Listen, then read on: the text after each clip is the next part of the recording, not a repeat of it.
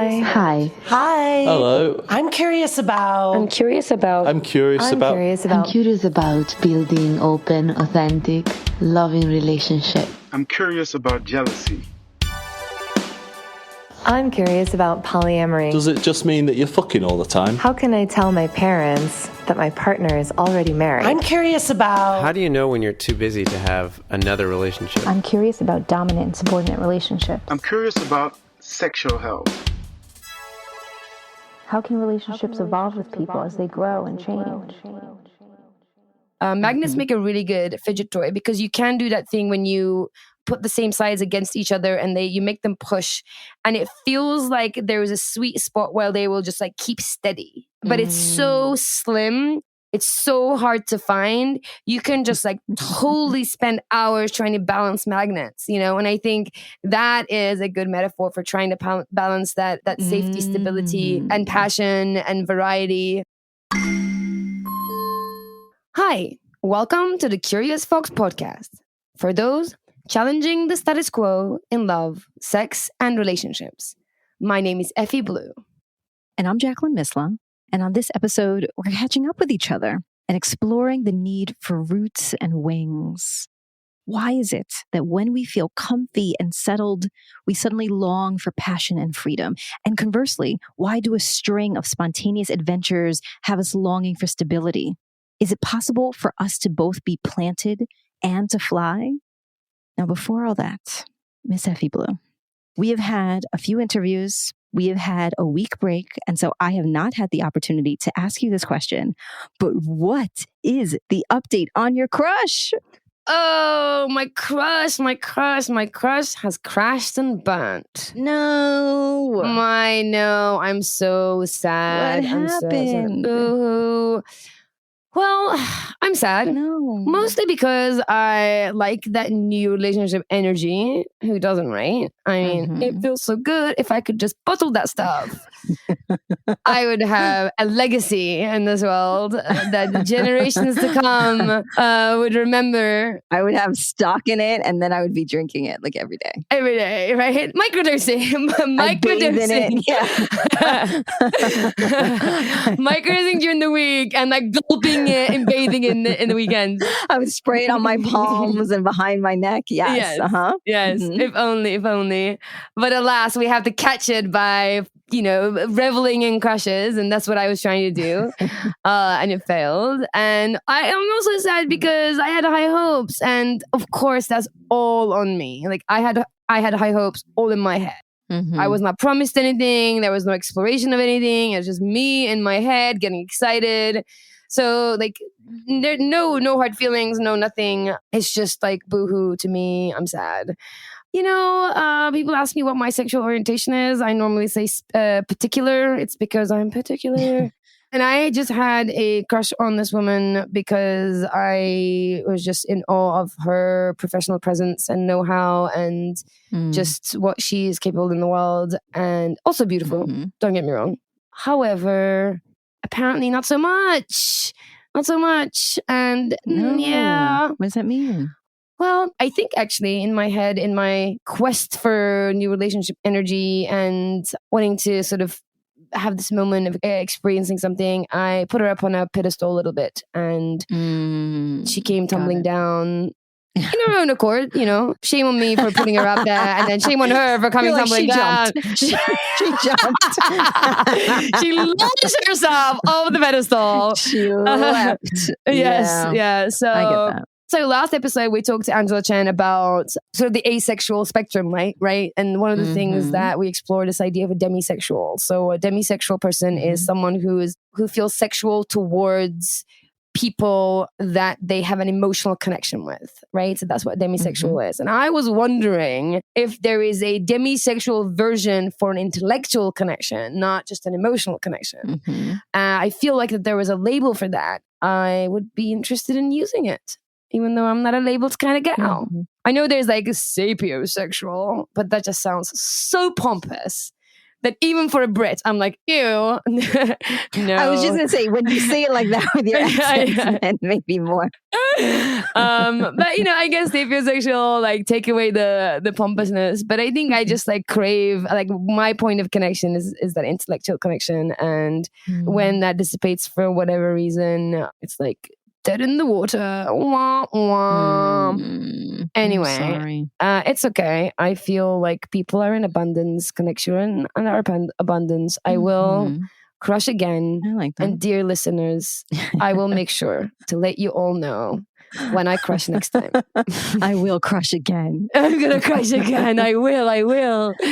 So anyway, that's how life is on this camp. How about you? How is life on your side of the world? I'm good. Relationships are good. Work is good. Daughter is good. All the things are good. And I'm feeling a little antsy. Everything is a little too good, I hear. Sigh. Yes. I mean, okay. So what happens for me is sometimes when I'm all is well and settled, then I start to feel confined. Almost like when, I don't know if this happens to you, when like if I'm in the library and it's too quiet, then I just start to imagine like what would it be like to just start yelling. Or if I'm in a meeting and everyone's being like uber professional, then I just like visualize and daydream about like standing on the table and just like cursing everyone out and just like, does your brain do that? I mean, yes, I tend to just want to disrupt the situations as well, but I tame that part of my brain. But I totally get it. Right, exactly. No, I don't do those things. Yeah. Right, but that's the feeling. That feeling when like things are too calm or settled, then I start to feel restless. And at some point, I wondered if this was like a method of self-sabotage. If I was either intentionally or unintentionally disrupting things in order to cause trouble. But now I have a new theory. Oh, do tell. I love theories. So, okay. Have you ever been in bed with a partner and you're cozying up for the evening and maybe you're going to go to sleep and you like intertwine your legs and one leg is through the other and you just like feel like cozy with each other and like comfortable. And then at some point you like are like getting close to sleep, but you realize you can't sleep like this. Like you can't sleep with your legs all intertwined with each other. And so now you start to feel like, okay, I want to move. Like I want to roll over. And you start to think, well, I don't want to move my legs because it looks like they're comfortable in sleeping and I don't want to wake them up. And so you like sit in it for a little bit, but then as the pressure starts like building inside of you and you're like, I need to move. I need to get out. And then finally you're just like, boom. And you like get your leg out as quickly as you can. And you roll over to like the cool side of the bed. And you're just like, yeah, that feels better. Does that make sense? Has that happened to you? Yes. I think the biggest difference is that for a very small person, you and I are both small people, I revel in a king-size bed so that I can have all the space in the world to just roll about. Yes. And like maybe like what I like is like my toes touching. Like I like the toes touching. Like cuddle period is great. And then like listen, no hard feelings. Like, you know, we have a lot of bed. Let's find our own patches and like touch toes. Like that is how I like to roll. But I totally understand that moment when you are all tangled up. That actually does happen to me at the beginning of relationships when you're like, oh my God, I want to feel every inch of your skin on every inch of my... And it feels perfect. Yes. And you're like, this feels cozy and wonderful. And I just want to like fall asleep in your arms. But then actually, I don't want to sleep like this because a little while later, I just feel desperate to like roll away. And then when I do, I feel tremendous relief. That is what it feels like. It is that like push and pull, that desire for comfort and closeness. And then that desire for like freedom and relief and excitement. And so that like literally that happened to me. And when it did, it clicked. I was like, oh, I'm not self-sabotaging. Like this is normal. This push-pull of like closeness, distance. Like that's normal. Totally. This makes me think of Freud's The Hedgehog Dilemma, which essentially a metaphor he uses for the struggle of the human and the human intimacy. It describes a situation in which a group of hedgehogs seek to move closer to one another to share heat during a cold winter, but they must remain apart so they don't hurt each other with their sharp spines. And when I think about it, it makes me so sad. I think of these like cute hedgehogs, cold in the winter, all they want to do is get close, huddle up, be warm, but they just can't get close because they will hurt each other. Just makes me so sad. And when I hear that, that's exactly what I think. Yeah, that that metaphor immediately, like, people came to mind. Like, specific people in my life came to mind where I'm like, oh, you're a hedgehog. I understand now. But yeah, that's it. That push and pull is what I felt. And actually, for years, I've had this motto, which I think really, and this mantra that fits into this, which is roots and wings. And I've used this expression forever. Honestly, I would love to get a tattoo of it. I do not have any tattoos. I would love that to be the first. So if anyone out there is a tattoo artist and you would like to submit your designs for roots and wings, I am accepting admissions. But I love that because it captures the two things that I am craving, which are stability and freedom. Hear, hear. So my default setting, I think, is stability. Like, my default setting is to, like, intertwine my legs. And eventually that desire, though, for freedom, like, breaks through. And it takes shape in all areas of my life, right? I could suggest to my daughter, for example, that we spend the day together, that we play games, that we do crafts, that we watch movies, all just inspired by my desire to be close to her. But then 2 hours in, you're going to find me in the bathroom and I'm scrolling through social media or listening to a podcast or writing a work email because I need a break from that closeness. Now, luckily, it turns out my daughter is the same way. So we've learned to build in connection breaks together because at one point or the other, we both like escape. But it's like that. Or at work, I will be seeking out as a consultant, like a long-term project with a retainer so that I can have stability in my schedule, stability in my bank account.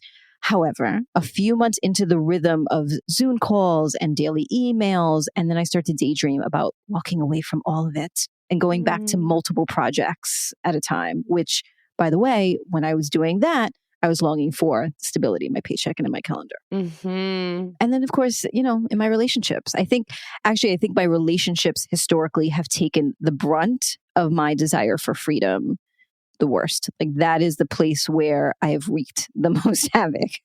That totally resonates with me. I guess I almost am the opposite of that. My default are wings. I think sometimes I find myself with gloriously large wings that help me soar to the highest of heights. And I think I'm, thriving and soaring. And then I realize I'm missing roots. Like, I don't know where to land.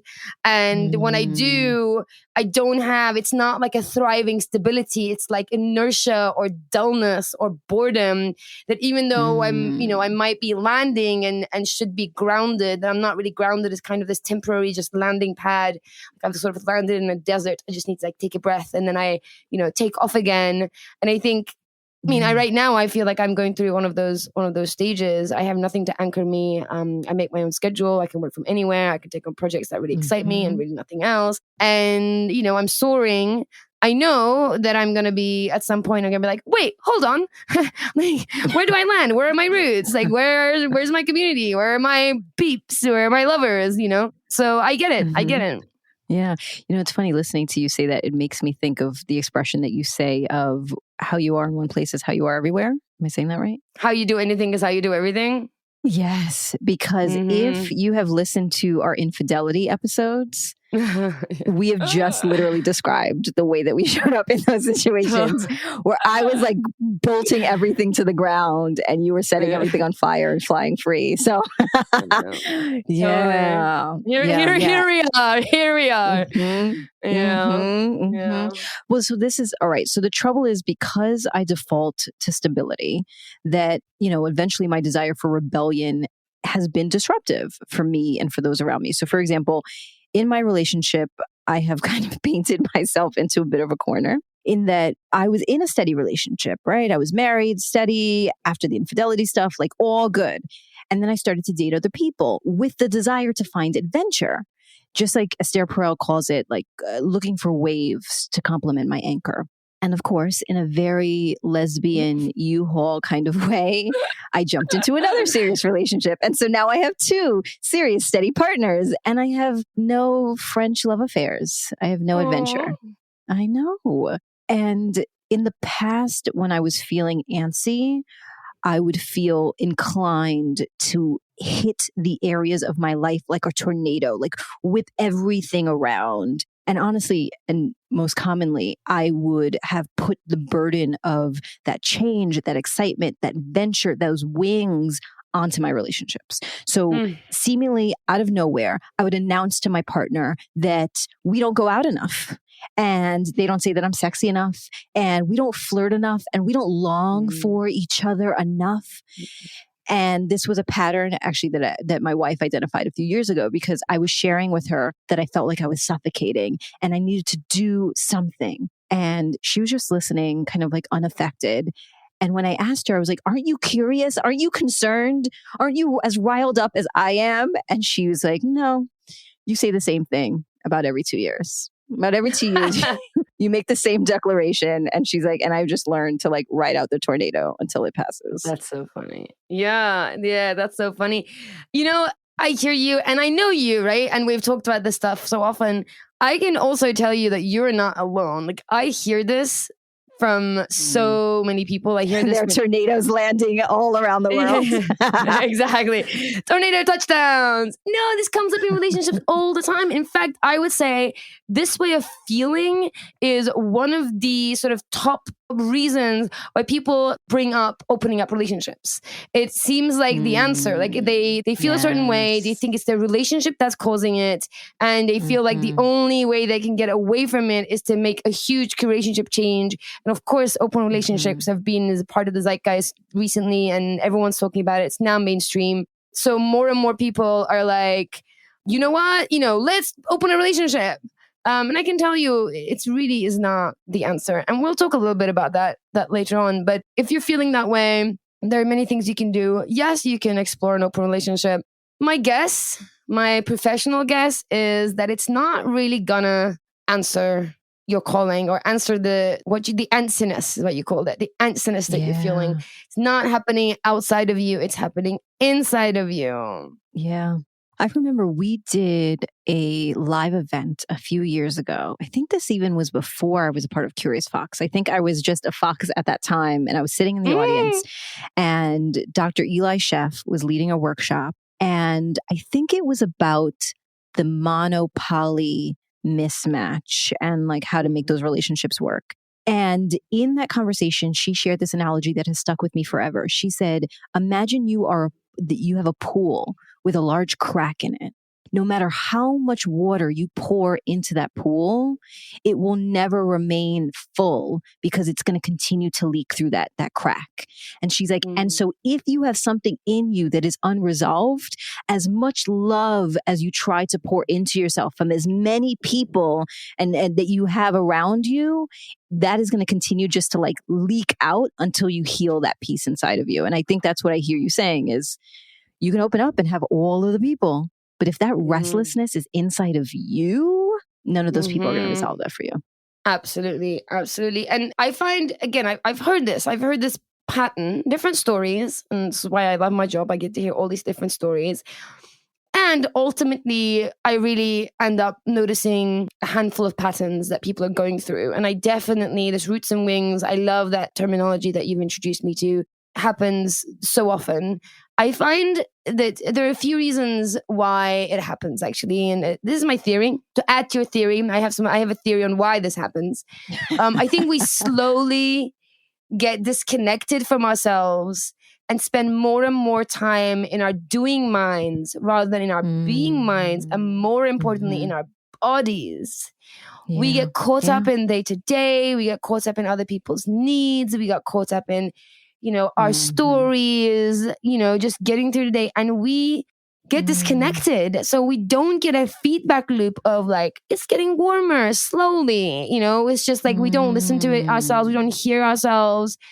We miss the signs that allow us to make small adjustments along the way, rather like maybe like stick out an arm out of the sheets and keep that cool, maybe have thinner sheets, right? Make small adjustments. Don't wait to the last minute when you're like, I can't deal with this anymore. I roll them off the bed. I'm like, exactly.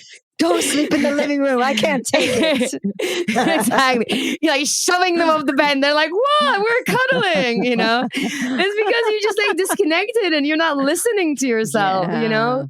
That's so true. Right? Is one of the reasons. Also, we did big picture stuff, right? We lose sight of our purpose, our vision for our lives, our intentions. Mm-hmm. We just get caught up in putting one foot in front of the other, which is great from getting A to B, right? It's great. And we talk about this. In the worst of days, you just put one foot in front of the other and you get to the end of the day. It'll get you from A to B. However, if B is not where you want to be, then why are we putting one step in front of the other, right? We've lost purpose of what B is. Maybe we want to course correct and go towards C or Z. Like, but it's just that we lost sight of our purpose, our vision, all the beautiful things that keep us going towards thriving, right? Rather than just doing. I think that's another reason people find themselves like trapped in the way that you're describing.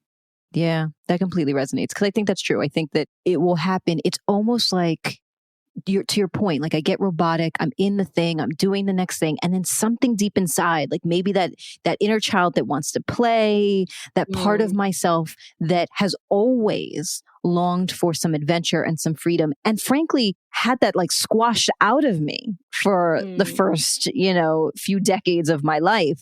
Like that part like reemerges and like bursts through because that's the only way that they knew how to like get my attention was just like start screaming. And to your point, I am sure that there were little things along the way that were little signs that I was ignoring until finally I just felt like I could not breathe. And then boom, the tornado hit. Yeah, absolutely. And I think in your case, again, because I know you and I know how you show up in the world, though I'm always open to you changing and evolving, Jacqueline. I just want to tell you. I know you, but I remain curious, my friend. I just want to tell you that.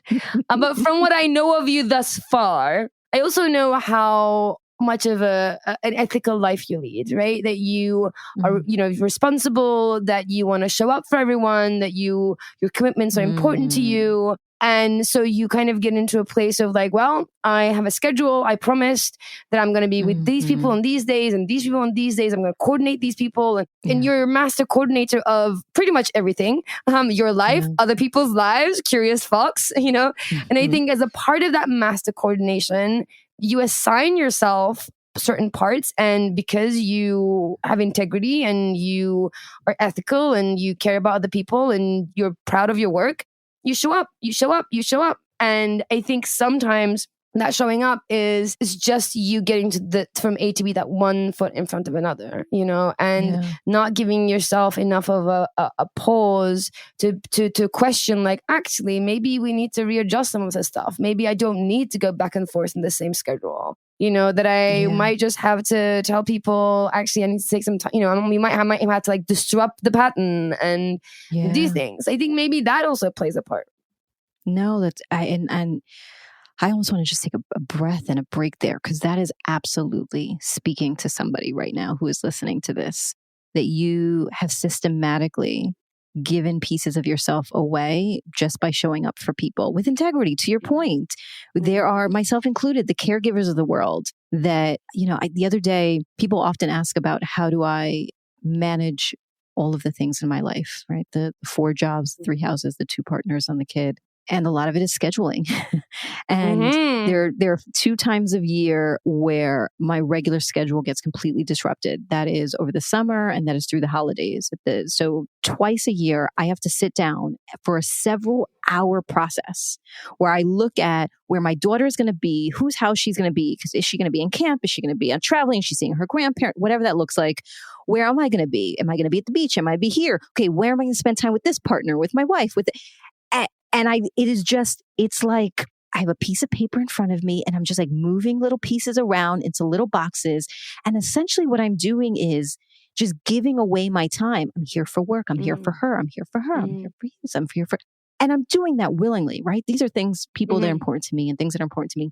But when I look at that, it is exactly what you're describing of just like giving myself away to the point of being overly structured. And after a while, that builds up resentment. When you feel like you're giving more time or energy than the folks around you, or you have given all of yourself away and there's nothing left at the end. Yeah, absolutely. I can totally understand that. And I mean, I observe it with you and other people in my life. It's not just you. And I know, like you said, there are listeners out there right now going, oh my God, me too. And take comfort, friends, Foxy followers, that you are not alone. Jacqueline is there right with you doing the same thing. I think it is out of integrity. It's out of love. I think that it happens slowly and you end up in a place where you're feeling resentful, like you said, and disconnected and spread too thin. Totally happens. I think the other thing, and Esther Perel talks about this in her book, Meeting Captivity, that when you have those things like rules and structure and systems, like that's not where the dirty sexy lives, right? Like the like lustful, passionate, spontaneous, like the yummy does not live in the same place necessarily as the comfortable and the predictable and the stable. And so it's hard when we, as human beings, are longing and craving for those things, for both those things, and how they are almost absolutely opposed, like magnets, opposite side magnets to each other, and they just like repel each other away. Yeah, no, exactly. And it's I think it's a lifelong quest to find that balance, to find that sweet spot. And when it's funny you talk about magnets. I was playing with magnets earlier today as a part of a constructing project, random. Magnets are a great fidgeting toy, by the way. If anybody needs them, I'm definitely one of those people who need fidget toys. Magnets make a really good fidget toy because you can do that thing when you put the same sides against each other and you make them push, and it feels like there is a sweet spot where they will just like keep steady, but it's so slim. It's so hard to find. You can just like totally spend hours trying to balance magnets, and I think that is a good metaphor for trying to balance that safety, stability, and passion and variety. So funny you should talk about magnets. Yeah. What else causes this? There are other things I think causes this. We are, as humans, super adaptable creatures. That is why we live in all corners of this beautiful planet with so much different living conditions. We can do it. It's great for the survival of our species. However, we sometimes adapt to our situations a bit too much. We adapt to an extent that we stop questioning our status quo. We forget to challenge it. And I don't mean challenge it in the way that we challenge it in at Curious Foxers, a little aggressively, but really keep questioning, keep being present. But like, is my status quo still what I want? Is this still working for me? Am I thriving?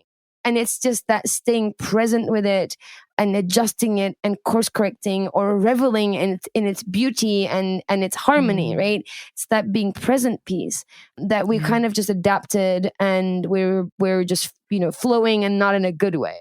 Yeah. Yeah. It's so interesting that you say that. Yesterday was my wife's birthday and we spent the morning at the beach. She spent the rest of the day there, but unfortunately I had to head back to work, which was super annoying.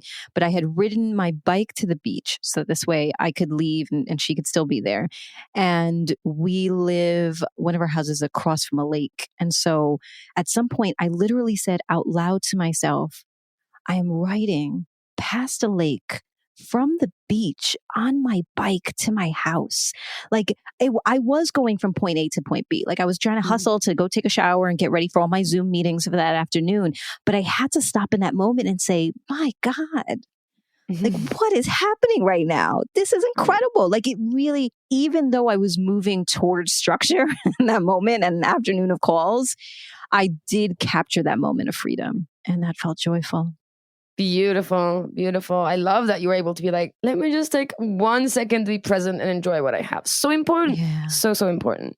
I find another reason why people get to that trapped place and kind of feel like they have to unleash themselves from themselves, that there is unresolved trauma that continues to have an impact on their sense of safety and stability, and that no amount of safety or stability is enough, and they don't deal with it, they don't know how to deal with it, and they double down on external factors that makes them feel safety and stability.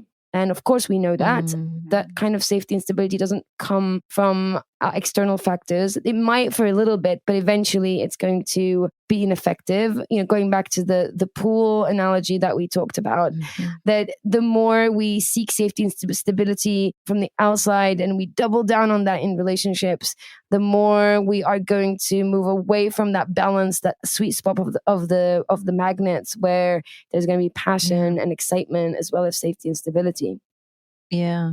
Yeah. We should bookmark this and talk about this, explore this in a future episode, because I think folks like you and myself and others who had some challenges in our childhood and who became uber aware of paying attention to people and paying attention to when there was calmness and the moments right before a storm, that for me, at least, when there is calmness, I am constantly paying attention to, this is not going to last. Something's going to happen, right? And like looking for those signs. And so, yeah, we need to explore that more at some point. We will. I definitely have intentions of exploring more of trauma and how it affects our relationships. In fact, we have an episode coming up where we're going to be talking to the author of Polysecure, Jessica Fern, where she actually talks about trauma and attachment in intersection of trauma and attachment and polyamory. So that's going to be really interesting. If you want to read the book before we do that episode so that you know what we are talking about, then you can go onto our website at curiousfox.com/reading list and you'll find the book there. And so many more books that we recommend. So go and check it out. Last, but absolutely not the least, one of the main reasons why I think we feel we're trapped in a relationship or we feel trapped in any situation is that we have lost sight of our boundaries, that we have abandoned ourselves and our own boundaries. And by the time we come around, we are in places where we don't want to be. And I think boundaries are so important. And we'll talk about it. We have talked about it in the podcast and we will keep talking about this. I would say one of the even though we're mentioning this last, I would say one of the top reasons why people get that is because they've lost sight of their boundaries. Yeah, all of those things. Check. All of those things are me. Let me say, I am at least older and wiser now with the tornado scars to prove it. And so when I'm feeling antsy and when I'm craving wings, I don't have to spiral out and stir up everything in my path. Burn it all down. Exactly. Yeah. No, it's true. I mean, I've learned and applied, I think, 3 strategies that have helped me name and act on the feeling without allowing it to like unravel all the important things in my life. I love that you just like look at it and you're like, I'm going to extract 3 strategies. I'm going to name them. I'm going to break them down. And it's like, so like, I'm going to Jackie the shit out of these. I love it. Do share. I can't wait. Tell me your strategies. I was going to say, I mean, if you're going to go through pain, you got to then at least result it in a list. I need a checklist of actions. Exactly. You need at least some chart paper, some colored pens, and some bullet points. Yes. Otherwise, why are we living, honestly? I love bullet points. Okay, yes. Bullet point number 1. Yes, go for it. No, honestly, the first thing that I've learned is pay attention to my body. And you mentioned this before, and it seems obvious because I'm in my body. But exactly as you said before, I just like check out for my body. And now I can sense when I'm starting to get that claustrophobic feeling. I know that it's a tightness in my chest. It's like this antsy feeling in my feet. I like start to like clutch and unclutch my hands. I do these like quick inhales and long exhales. It's like... size. Yes. And so in the past, when I felt that way, I would either label it as anxiety and like ignore it, or I would intentionally write it out and be like, okay, I'm feeling uncomfortable, but just like push through. Yeah. Actually, it's funny you should say that because we do pathologize that feeling. We, instead of, the fact that you're saying you would label it anxiety, exactly. We just pathologize it, often get medication for it. But you're doing something completely different with it. You are actually learning from it. Yeah. Well, it's funny because I saw a meme once that said, whenever like I go through something, first I'm like, wait, is it the moons? Is it my period? Is it anxiety? Is it trauma? Like there's a whole like checklist go through. And then at some point you can be like, no, just this is how I feel right now. But yeah, so as soon as now I acknowledge it, I feel it in my body, as opposed to ignoring it, I may go for a run or take a walk alone or go dancing in the living room, just something that like moves my body in a solo activity so that I can address like the physical sensation of the claustrophobia without allowing that feeling to impact then my decisions and my behavior. I love that. I love that. And it makes so much sense and it resonates with me. And I hope everyone's listening is taking note, because that connection with the body is so important.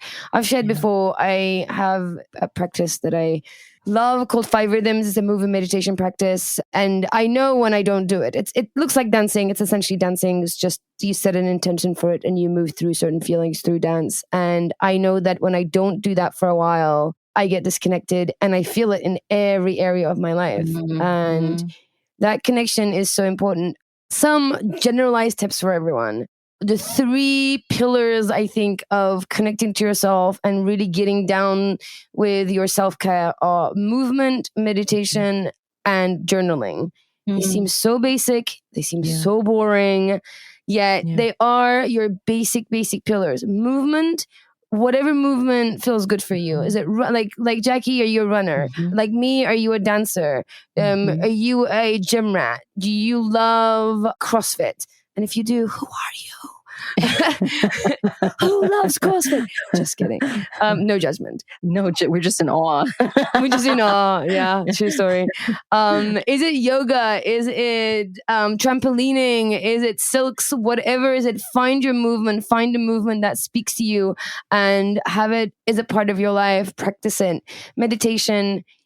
I resisted meditation for such a long time. Then I got sucked into it. And now I'm like, why aren't we teaching it at school? Which I think like schools are actually now teaching it to kids. All the things people say about meditation are true. Meditation is medicine.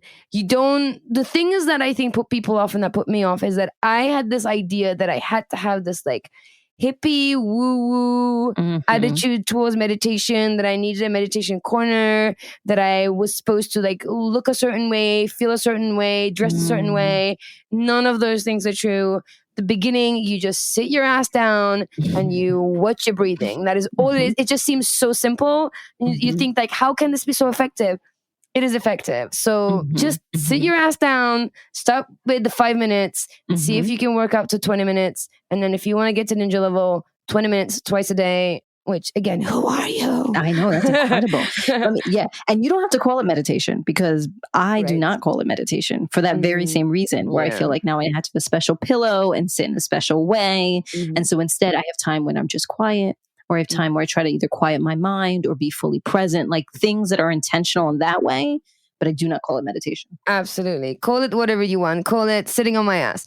But do the thing. Sit down, close your eyes or keep them open. Just watch your breathing. That's where you start. It's really, really simple. And the third, journaling. That is probably the one I resist the most now. I don't prescribe anything to anyone, because you should live your own life and come up with your own ways. However, I do prescribe this little exercise. If you can't get into journaling, set a time for yourself. 5 minutes, again, is plenty. Get your favorite notebook and pen. You start a timer and you just write. You don't have to write anything particular. You just write. If for some reason the blank page scares you and you don't know where to start, you can simply describe the air in the room, the temperature of the room. Because in order to do that, you have to check in with your body. So you just write, it's muggy and warm. And you can, if that doesn't unblock you, describe what you're feeling underneath your feet, and then just keep writing. It will unblock you. And then once the timer goes off, you're done. That's how you start. You don't have to worry about grammar. You don't have to worry about words. You don't have to worry about your writing. Timer starts, you write. Timer goes off, you stop writing. And that's, and a good time to do that is actually after you brush your teeth in the evening. And that's how you start a journaling practice, my friends. Yeah, my partner does something like that where she just writes whatever is coming through her mind. As it's flowing through her mind, it flows through her pen. I write. I also do not call it journaling. Clearly, my resistance to labels. But what I have started to do is, when you are frustrated or in an argument, you're anxious or something, you're sad, and you have this dialogue in your head. So you're arguing with someone in your head, you're telling them off, you're like describing to people why you're great, why you're sad, whatever. As opposed to just having that in my head, now I write it in my phone, like in my notes. And then I can step away from it and revisit that narrative and be like, okay, that's a little much, Jackie. Like, let's take a step back. Tranquila. Yeah, exactly. And then I can go in and I can edit and I can edit and I can edit, but I can see then where my frustration is. I can see, and it helps me then when I finally do communicate, do so with less tone, with less drama. But that has been super helpful. That's where my writing comes in.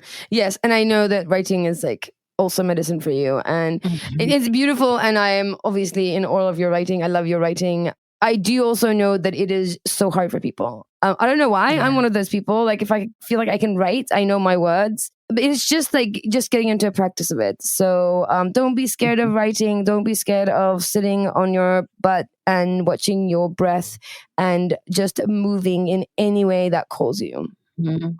Right. Because all those things, the first point of that is that it's a disruption. You're noticing, ooh, I'm starting to feel tight. I'm starting to feel claustrophobic. I'm starting to feel longing. I'm starting to feel whatever that thing is. I'm not going to put a label on it and ignore it. I'm going to allow myself to recognize this is what I'm feeling.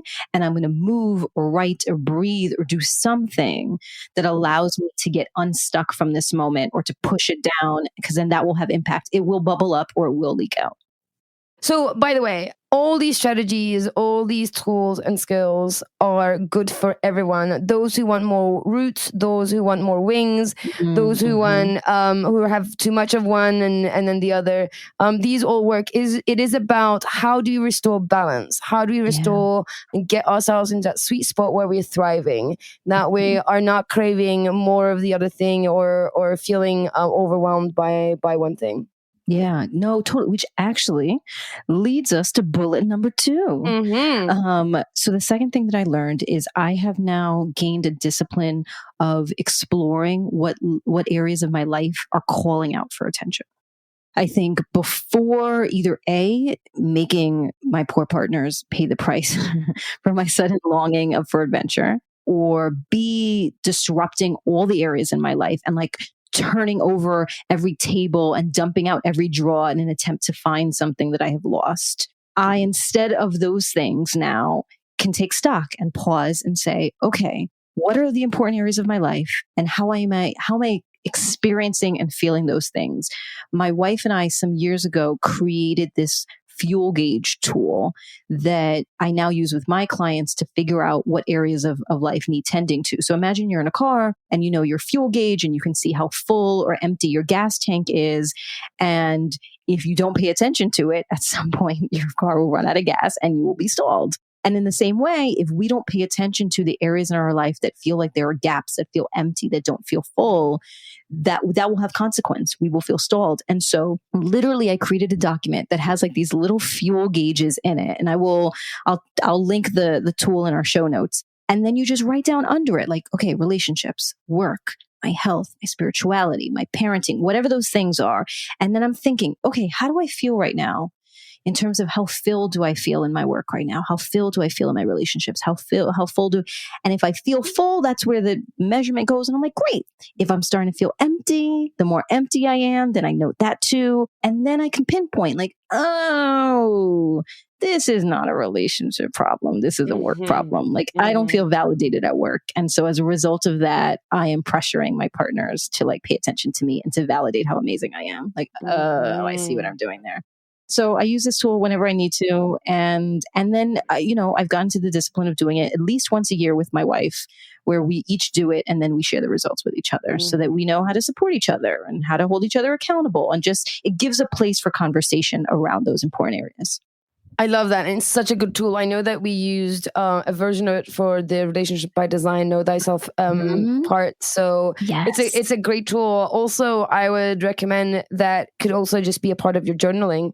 If you just printed off these sheets and every day, just as a part of your journaling, at the end of your journaling, 5 minutes, just just mark the fuel gauge. Where am I today? And that I think is a really good way to like keep record as well, like day to day, and see your overall patterns and see what correlations there are. Like if your career do you find that when your career is really going well, that it's actually impacting everywhere else, or that you kind of compartmentalize things? Maybe there's so much insight and there's so much learning to be done with some structured reflection that Jackie is recommending. And the fuel gauge is just like a really practical, great, beautiful way to do that. So do it, folks, do it.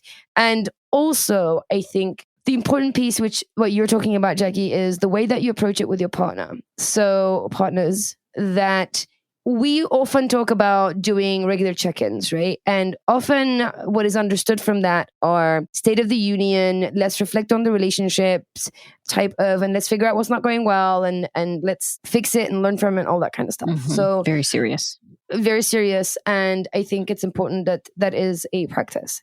On top of that, I think if you're being really good with these and if you want to make the most of that time, I think also approaching them and coming with what's going on with you as an individual, which what you're saying, like I do my fuel gauge, my partner, my wife does her fuel gauge, and we come together and we tell each other as individuals what's going on with us. That isn't anything to do with the relationship. That isn't anything to do with each other. But you, Jackie, what's going on? What's the latest? What are all the areas of your life happening? And that you individuate, that you really sort of show up for yourself and talk about yourself and hold space for your wife to do the same. So important, because this will help ease the enmeshment, right? Which most of us end up getting enmeshed with our partners. It's just how humans are made. But having these times where you are seeing them as individuals with what's going on with their life that has nothing to do with you, you will also realize that they are not the source of your woes or your joy, or that they are their own person doing their own thing, dealing with their own shit and reveling their own joy. And hopefully you are collaborating on life on the areas that make sense to you. So add this individual input to your State of the Union conversations, and please make room, leave room for celebration of what's going right, and leave room for hopes and dreams. Yeah. That's where the wings are. That's where you don't get claustrophobic, that you align your vision with your partner, that you don't feel like you don't get claustrophobic, you don't get myopic, you don't only think about what to change, how to make things better, that you celebrate and you dream. Those are also super, super important.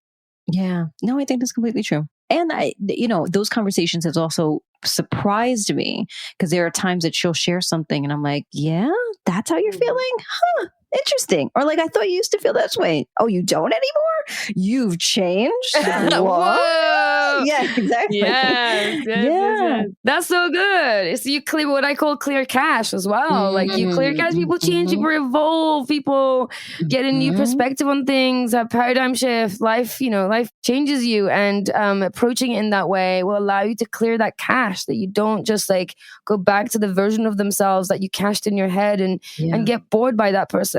I maintain that when we're getting bored by our partners, it's because we've stopped seeing them. We just like refer back to a static image that we hold in our heads. Yes. One of my hacks for that is I will ask questions about life before me. So I'll say, tell me about your ex-partner and tell me about when you came out. Tell me about when you were going to school. Tell me about your favorite party that you went to. Tell me something that is life before me, so that I like get this window into a person that I don't know. And then that re-engages my curiosity and that spark. And Love that. What I'm hearing you say, Jackie, is be curious. What? No, I would never. Yes. Would that be the answer to all these things? Yes. Be curious, friends.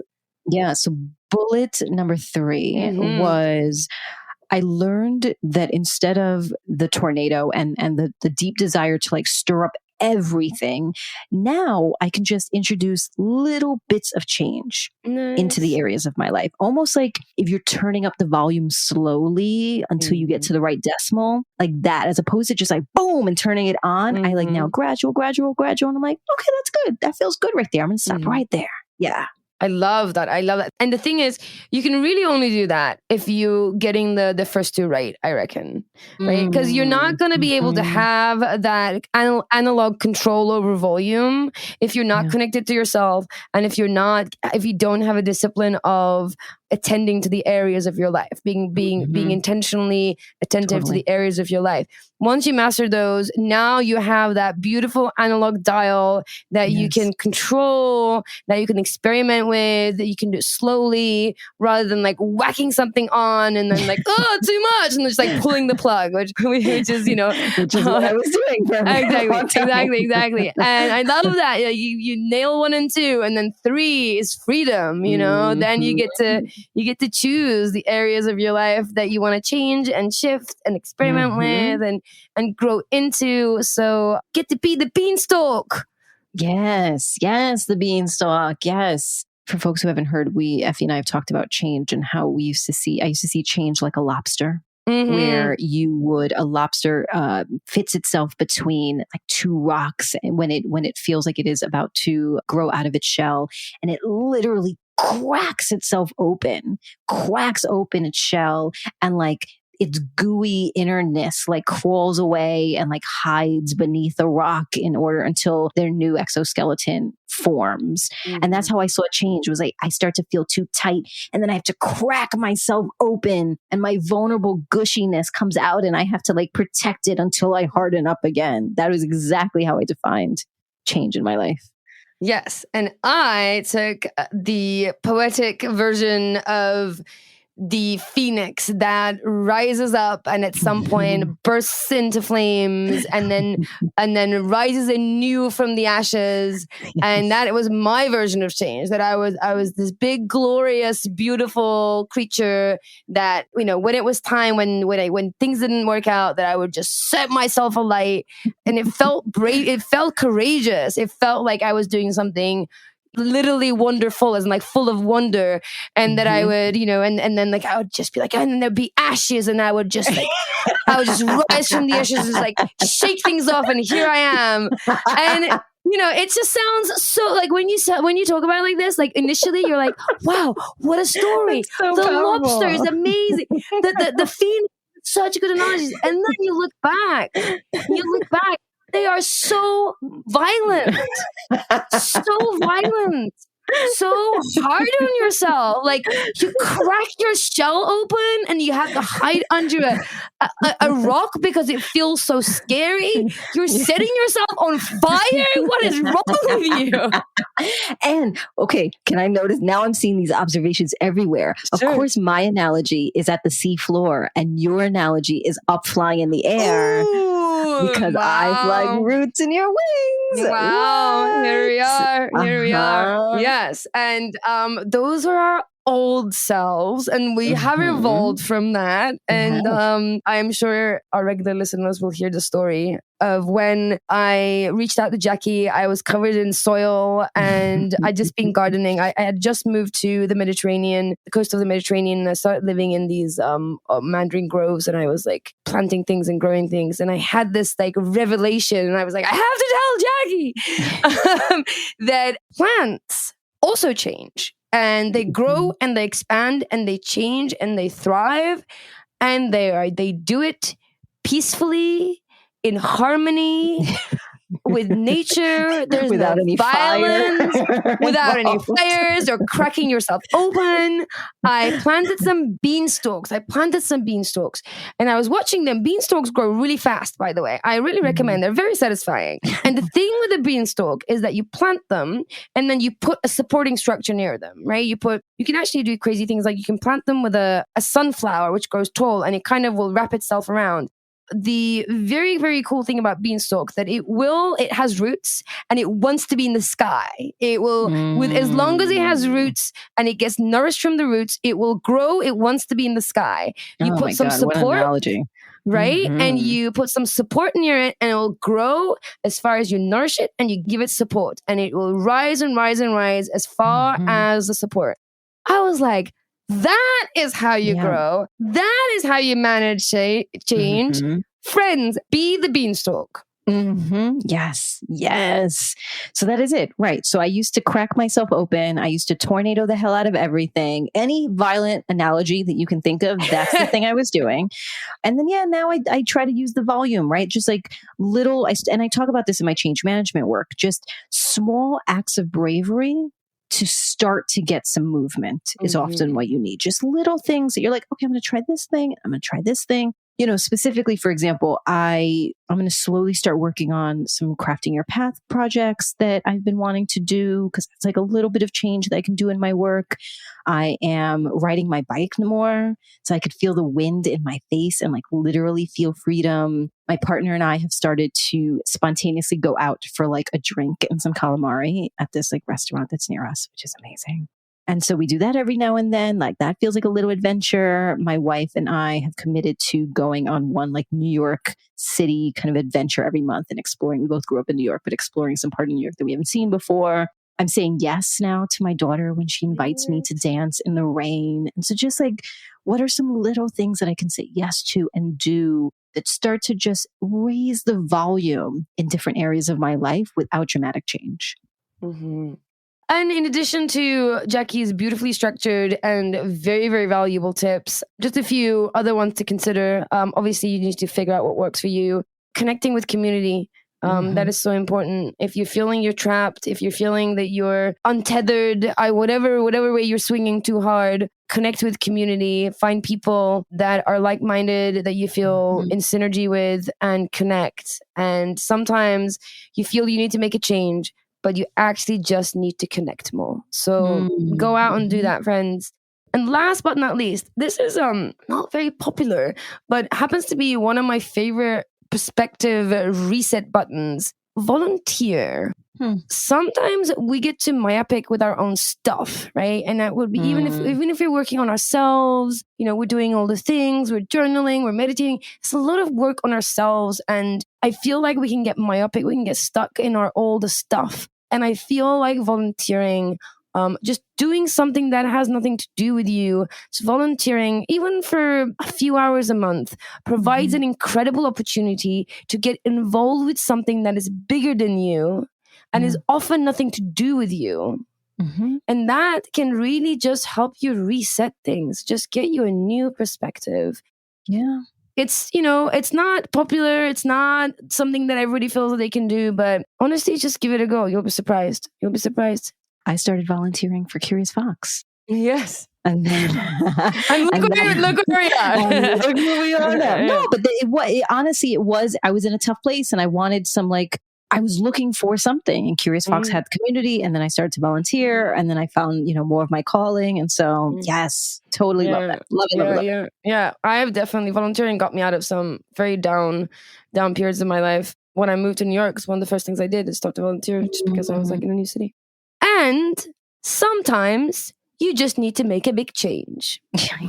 Sometimes you just do. And that is okay, and it will be okay. And if you're going through a big change like that, you should just reach out to Jacqueline or follow her Instagram, because that's what she does for a living. You want to deal with change? You deal with Jacqueline.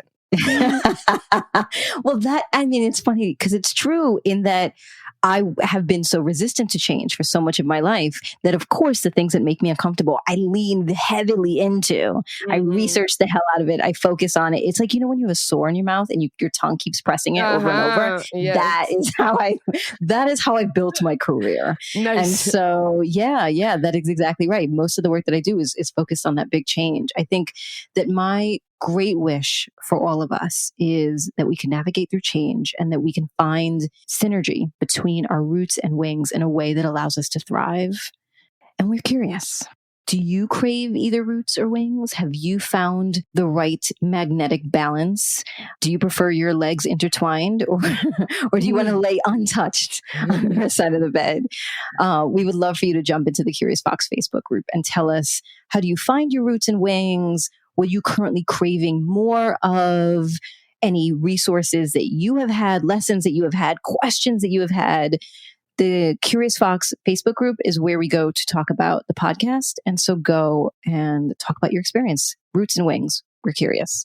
And if you've enjoyed this podcast, then right now, in this moment, go onto the little app, whatever you're listening to, and press subscribe if you are an Apple Podcast, or follow on Spotify or Stitcher. And if you've done that already, thank you. Thank you, thank you, thank you.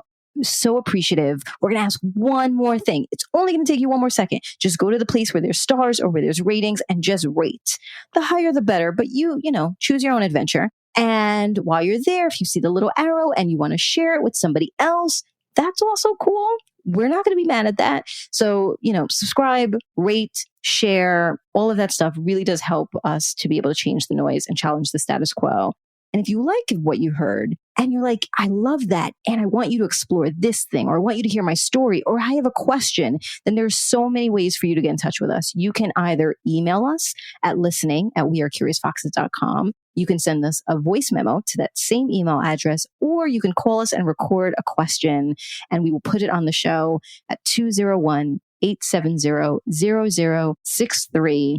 If it is summer where you are and it is hot, and you want to go outside because it looks beautiful, but it just is so humid, and you want to stay in the comfort of your cozy air conditioner, I have an activity for you to do. Go onto our Patreon, and we have over 50 trainings and workshops and event videos and all of our podcast, bonus content and interview content. All of it is there. You can go binge on some videos, binge on some podcast extras, and support us on Patreon in the process. It's a win-win.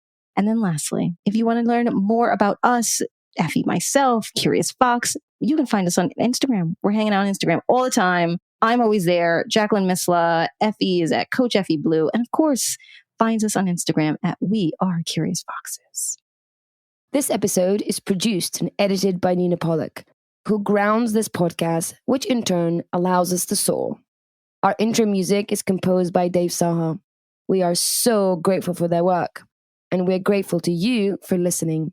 As always, stay curious, friends. Curious Fox Podcast is not and will never be the final word on any topic. We solely aim to encourage curiosity and provide a space for exploration through connection and story. We encourage you to listen with an open and curious mind, and we'll look forward to your feedback. Stay curious, friends. Stay curious. Stay curious. Stay curious. Stay curious. Stay curious. Stay curious.